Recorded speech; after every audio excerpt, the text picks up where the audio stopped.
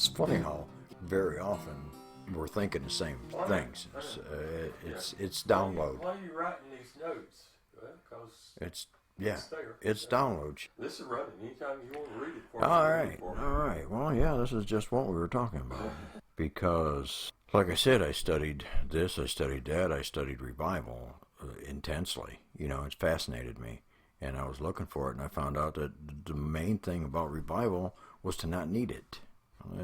But you also find out we've been looking for the wrong kind of revival. Well, right. We haven't had the truth. We've had bits and pieces, stuff from the past, and the things that I'm looking at, church is pushing for revival, and I don't know. It looks to me like they're backing up.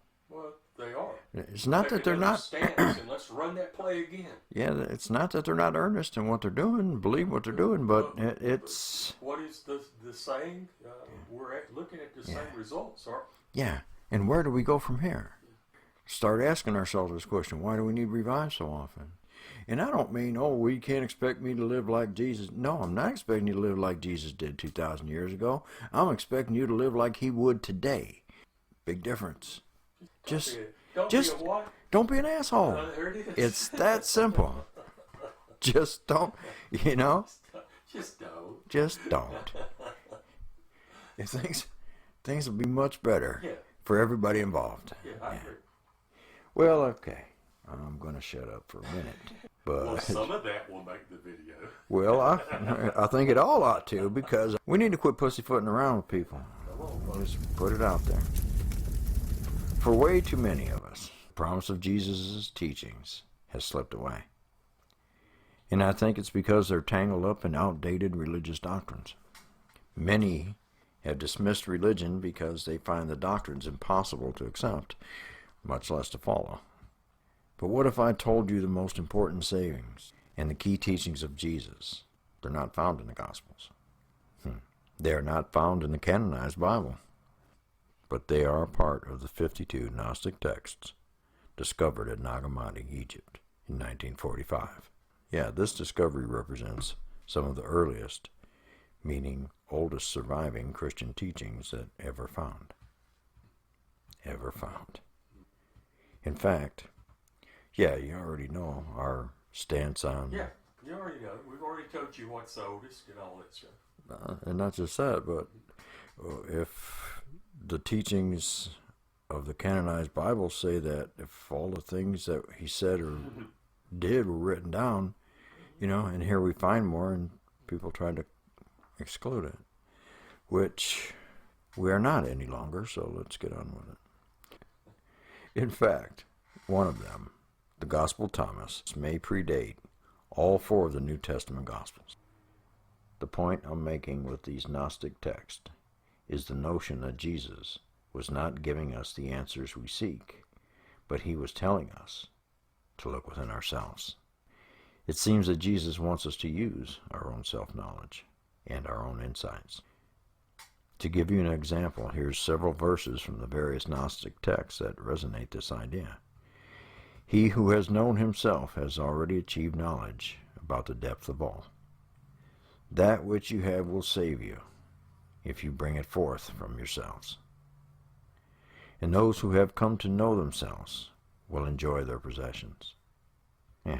What you seek after is within you. Beware that no one lead you astray, saying, Lo here, or Lo there, for the Son of Man is within you. Follow after him. Those who seek him will find him. Lord, when I speak, who listens? And the Lord said, It is the one who speaks, who also listens, and it is the one who can see, who also reveals. The kingdom, this is pretty profound stuff here, Bubba. Yeah, the kingdom is inside of you, and it is outside of you. The disciples said, What is the place to which we are going? The Lord said, Stand in the place you can reach. His disciples said, When will the kingdom come? It will not come by waiting for it. It will not be a matter of saying, Here it is, or there it is. Rather, the kingdom of the Father is spread out upon the earth, and the men do not seek it. Jesus ridiculed the thinking of the kingdom of God in literal terms as if it were a specific place.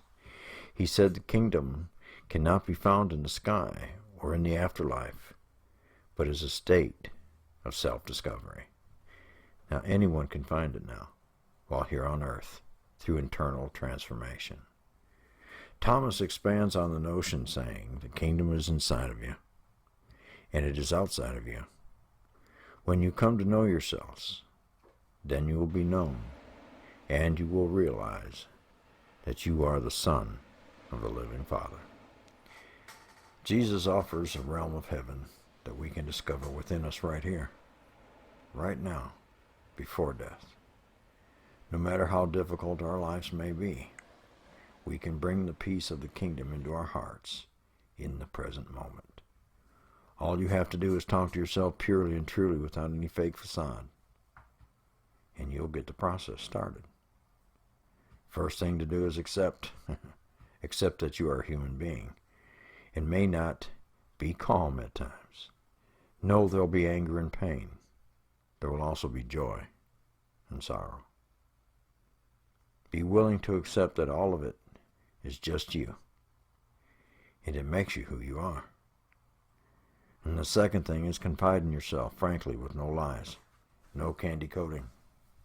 I find that this solves half the problem and lets me clear my head.